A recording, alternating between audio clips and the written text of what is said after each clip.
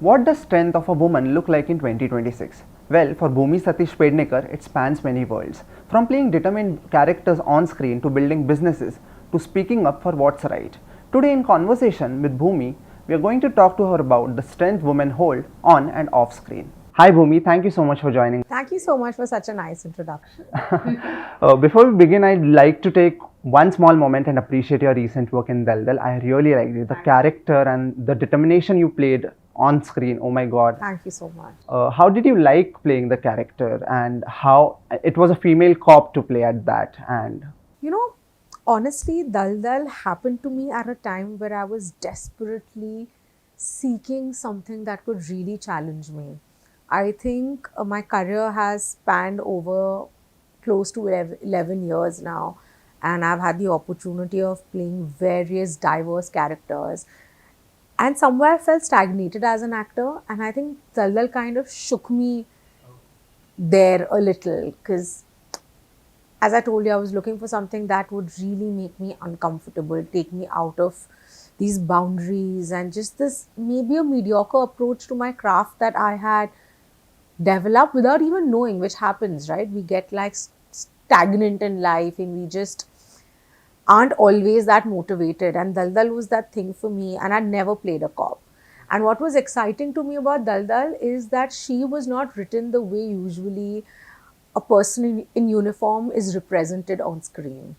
She was messy, complex, complicated, not very likable to say the least, yet a very righteous person. And that's something I terribly enjoy. I love playing women that aren't a cardboard cutout version of what the male gaze thinks is perfect.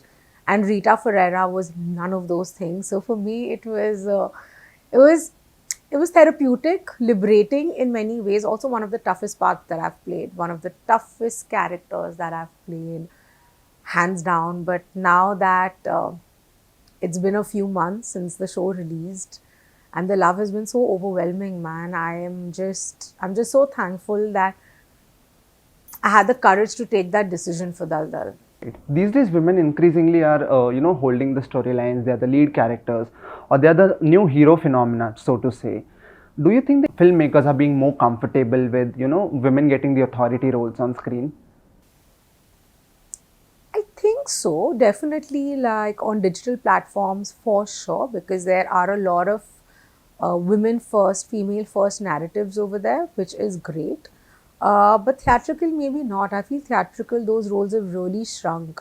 If you also see the parts that women have played recently in any of your big pot boilers or commercial successes, um, it's not, I personally feel it's not what it used to be like in a pre-pandemic world, because now the world is very divided between pre and post-pandemic. Of course, there have been breakout characters that are led by women, but they aren't enough, especially where small and medium-sized films are concerned, because those films have completely shrunk.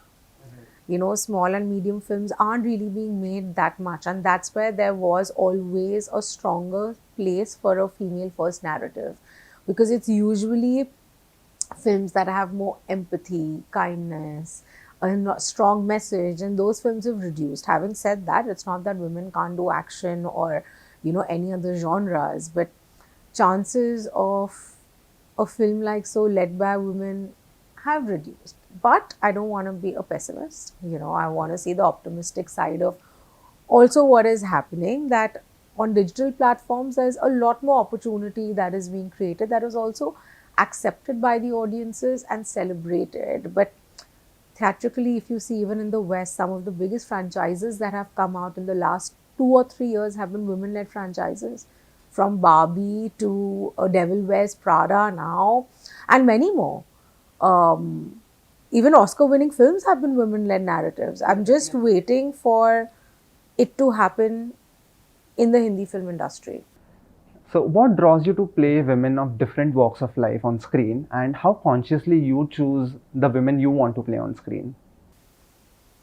I think, I mean, when I started, it wasn't as much of a choice, right? But I was very lucky that just the films that came to me, I naturally were aligned with the messaging and what those films stood for, because I've always been somebody who's wanted to champion and celebrate my gender um, in every way possible. A lot of that also comes from the environment that I grew up in.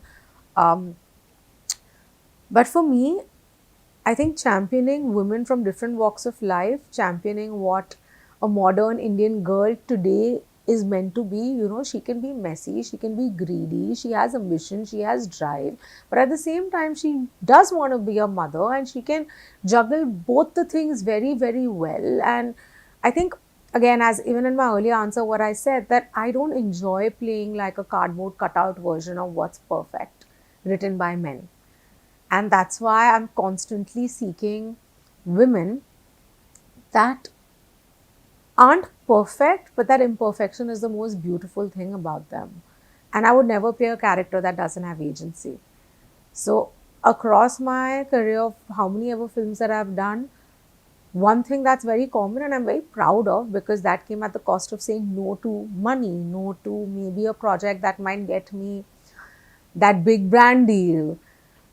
But to be able to do films that are going to have longevity and characters that are going to be remembered is something that personally gives me like joy and happiness.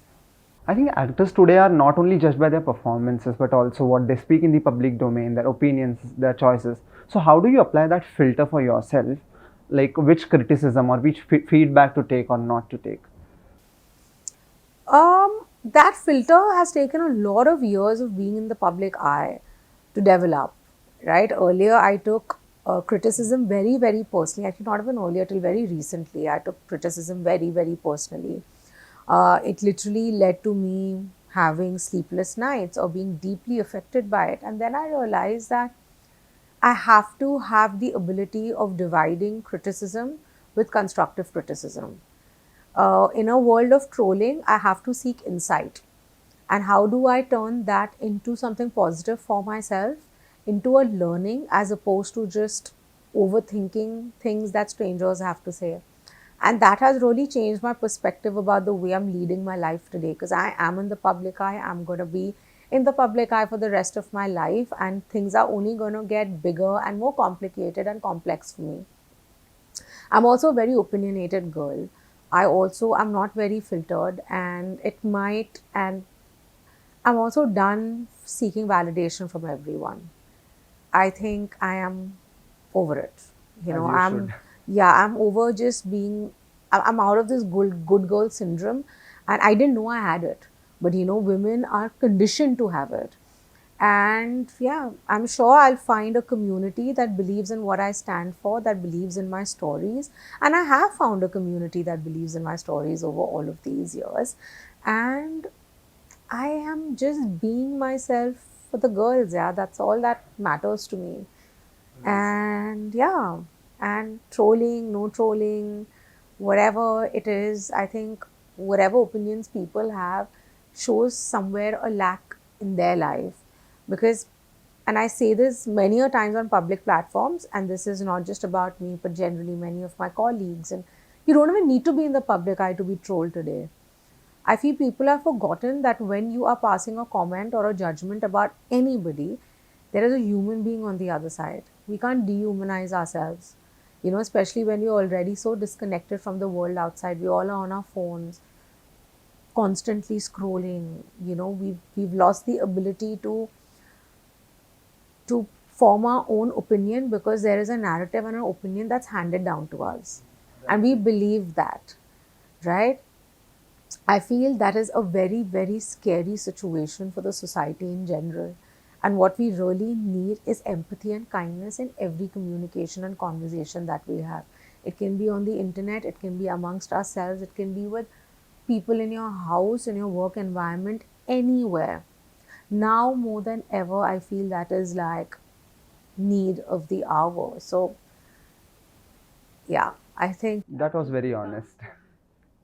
Bhumi, according to me, your filmography is like it seems to be quite deliberate. When you see your filmography, you have social dramas, issue-driven narratives, and unconventional protagonists, so to say. So, I mean, was this a conscious choice, or it just kept happening? I think my choices have been intentional for sure, Because as I said even earlier, that I'm just that person. You know, I have advocacy in me, I have activism in me, I want to make the world a better place, and I have a very strong tool in my hand, which is my art form. You know, there are people that are doing incredible work that don't have access to the number of people that I have access to, and yet they are making a difference. So when I have such a large platform, how can I just keep it to myself? And these are the people, this is my audience, the people that I want to I want to contribute into their lives, because they are the ones that are spending money to come watch my film, or on that subscription, or on a brand that I'm endorsing, or on a brand that I've launched. You know, so what is my contribution into their life? um, and even if I wasn't an actor, I would have been on this path. So I will always do films that speak of social responsibility, social drama, that have a message, because I want to change minds and at the same time entertain them. I don't think that would ever go away from any of my movies. You've also expanded beyond acting, that is entrepreneurship, like being a businesswoman with Back Bay. I think that's a wonderful move. Thank you so much. And what has business taught you that acting hasn't? I think business has taught me the truest meaning of resilience.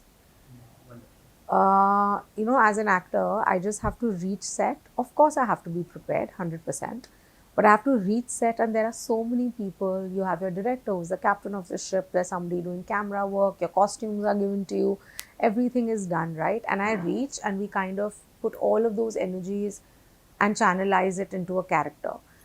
When you're running a business, you are everything. I am the PR, the marketing, the founder, the product developer. Not me, me and my sister and my wonderful team. We're a fairly small team. We together are everything. We are also the bankers, the financiers, the whatever possible in that series of things that's needed, and also just the ability of taking decisions. When you have founded a company, the risks are really large, right? And you do make mistakes, and it is a learning curve. And but every time you make a mistake, there's a very big lesson in there. And I'm not ashamed to enter a room and ask people, I don't know what that means, teach me. That's how I've reached here in now it'll be a year since Backbay's launch in August. In the last 9 months of actually being in the market, of our water being in the market, we are launching 3 more SKUs right now. We are entering a new product category right now. And before that, it was 2.5 years of work. And we are completely self-funded, right? So it is our hard-earned money, whatever the company makes. And it's a very tough category that we've entered. Beverages and water especially is probably one of the toughest consumer goods categories that we've entered. So I think just starting this company has made me realize that I'm very brave, and I'm very ambitious, and I'm very driven, which I did know when I was acting, but I'm always open to a challenge. And honestly, this is a challenge, but this is also the rest of my life. This is not a passion project, you know, like I really want to see this through, and we are doing it with the most amount of honesty, and just I want to scale. By the end of it, I want this to be a profitable business. Right, because the true activist in you keeps talking on many issues that you really care for, be it gender sensitivity, be it climate activism, and a lot of things. How do you view the responsibility with the platform that you have? Look, I think I anyways extend myself to so many spaces, right? And I do because I have a platform. I think for me, this is my advocacy, my philanthropy is not something it is not performative for me. Right, it should not be It like is not performative for me. And that's what's usually thought of when actors are doing any work like so. Right कि ये कर रहे हैं क्योंकि ये actor है, इनको PR मिलेगा. मैं ये एक्टर बनने के पहले भी कर दी, मैं ये इंसान हूँ. I have been born in a family where I've seen my parents go out of their way to help our local communities. Out of their way. Like I have seen when I would come back from school, I would see my father जो भी हमारा पूरे area की community होती थी, because when I was growing up there were communal tension situations in Mumbai. My father would get everybody, and I'm speaking of 200-300 people in a house in Bombay, in our flat in Bombay, and like just get them to talk it out. You know, I've seen my father educate so many girls, young girls, and so I've grown up in an environment where empathy was the first emotion that was taught to us before greed, before selfish, whatever. I've just seen, and my mother, as we speak, she's in Haryana doing community service. You know, if ever there was a natural calamity in India, we all were handed over a chanda ka dabba. Chanda नहीं इकट्ठा करते, हम तो बच्चे थे. That go चंदा इकट्ठा करो, blankets इकट्ठे करो, and we would go give it to our local gurudwara, because from there a lot of seva would happen. So that's just the environment I've grown up in, and I truly love my country. I love my country. Again, because of my parents. I have seen the way they love their country. For me, being Indian is first, and I want to serve it. I want to serve the people of this country.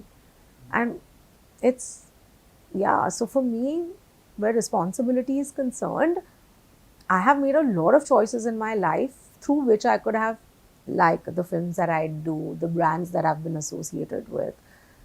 And I've let go of a lot of work because it did not morally fit into my compass. Wow.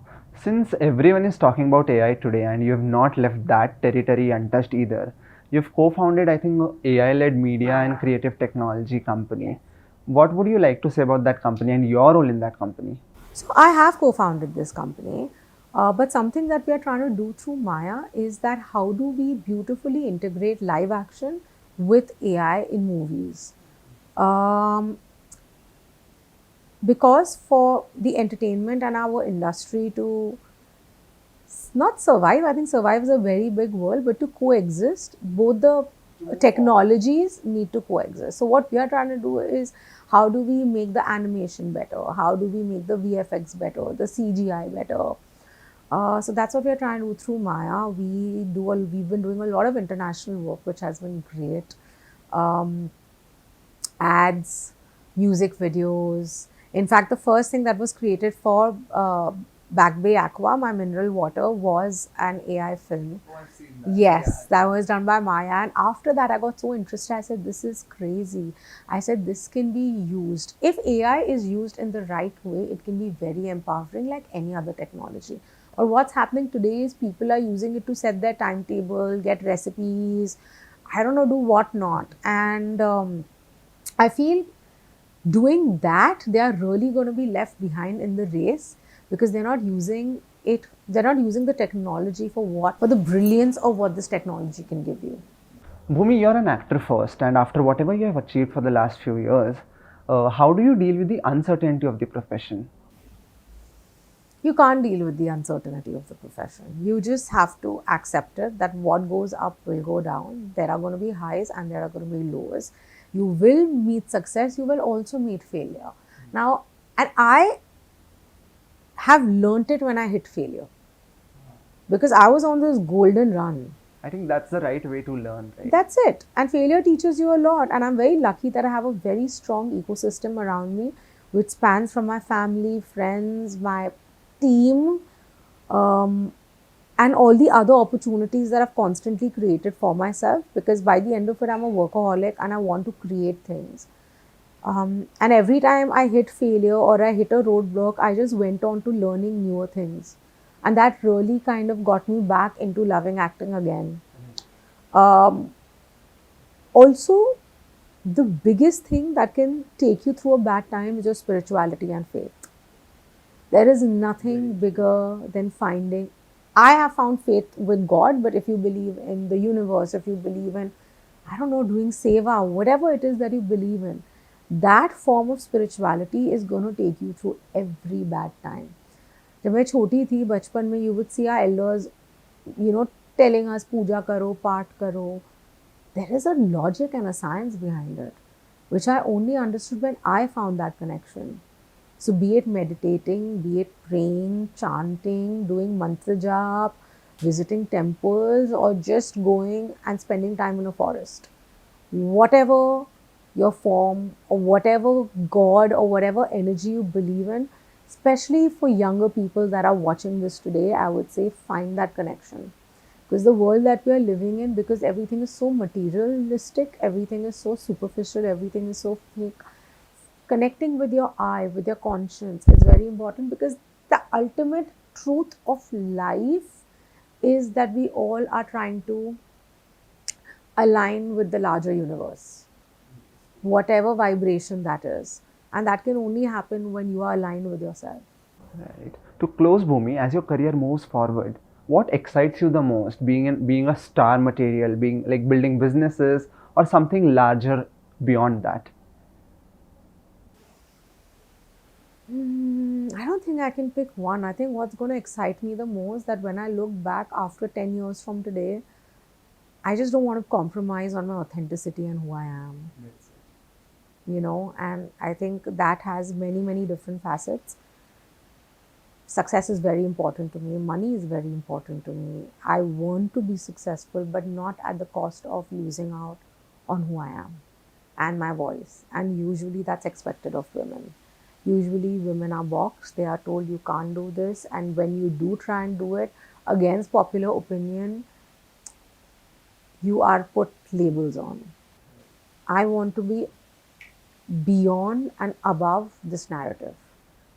In a few years, I want a girl like me who came from an environment that did not necessarily give her a space to be an actor, you know.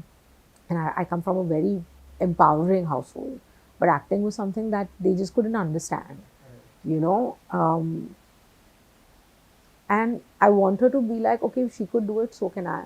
And not just in acting, whether it's business, in any field. I don't even know what else am I going to do in life.